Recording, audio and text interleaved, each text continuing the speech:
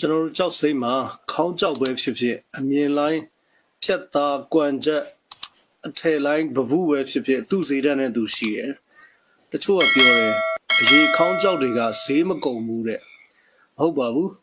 ဘယ်လိုကြောက်မျိုးပဲဖြစ်ဖြစ်သူ့ရဲ့တန်ဈေးဆိုတာရှိပါတယ်ဥပမာပေါ့ဗျာအရေးကြောက်ဖြတ်လို့အောင်မှ3000လောက်တန်မဲ့ကြောက်ကို3000 3000စသဖြင့်ရောင်းလို့မရပါဘူး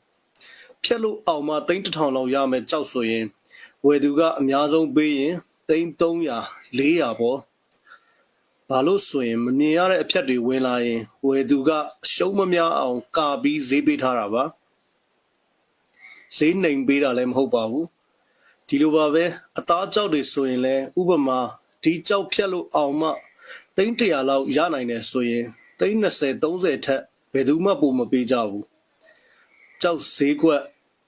တွက်တယ်ကြောက်တလုံးကိုဈေးတန်းခတ်မှန်းတယ်ဆိုတာဒီ post မှာယူတတ်ရင်ပညာရပါလိမ့်မယ်ပြောချင်တာကဘယ်လိုကြောက်မျိုးဖြစ်ဖြစ်သူ့တန်ဈေးနဲ့သူရှိပါတယ်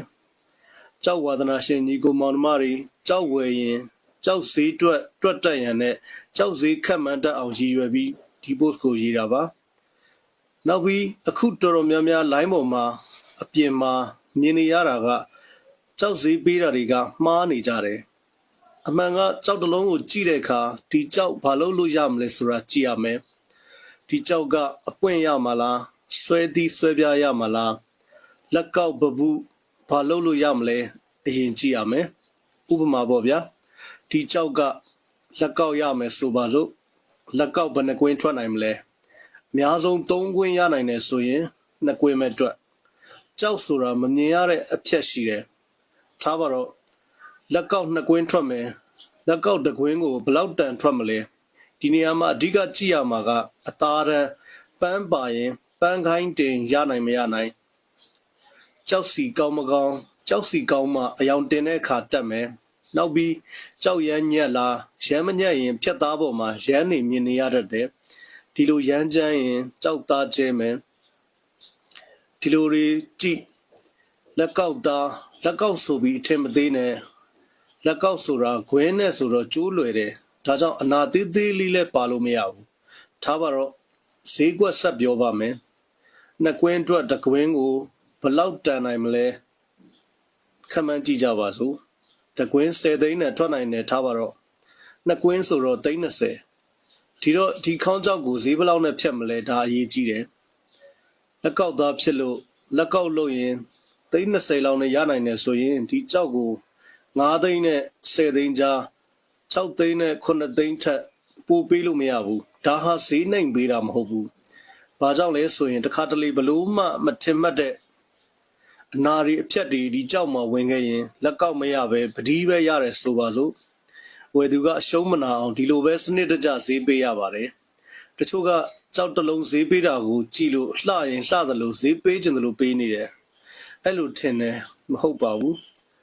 ကျွန်တော်တို့ကြောက်တလုံးကြိုက်လို့ဈေးပေးတာကဒီလိုစနစ်တကျနဲ့တွက်ပြီးမှဈေးပေးတာပါရောင်းသူလည်းမနာအောင်ဝယ်သူလည်းမနစ်နာအောင်ဈေးပေးရပါတယ်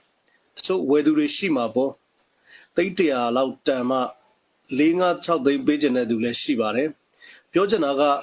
ဒီလိုခေါင်းကြောက်တွေကိုစအရာစနစ်တကျတွက်ပြီးဈေးပေးပြီးလောက်တာတော့တစ်ခါတလေရှုံးနဲ့ရင်ဆိုင်ရပါသေးတယ်တကယ်လို့သာကြောက်ပညာဈေးကွက်ပညာတွေကိုစနစ်တကျမတက်ပဲကြောက်ဝယ်ရောင်းလုပ်လို့ကတော့ပတ်စံသာကုန်သွားမယ်ကြောက်ပညာမကုန်ဘူးဆိုသလိုဆုံးရှုံးမှုတွေအများကြီးနဲ့ရင်ဆိုင်ရပါလိမ့်မယ်ဒါကြောင့်ကြောက်ပညာနဲ့ကြောက်ကိုဝါသနာပါလို့စီးပွားရေးတရက်အနေနဲ့လုပ်မယ်ဆိုရင်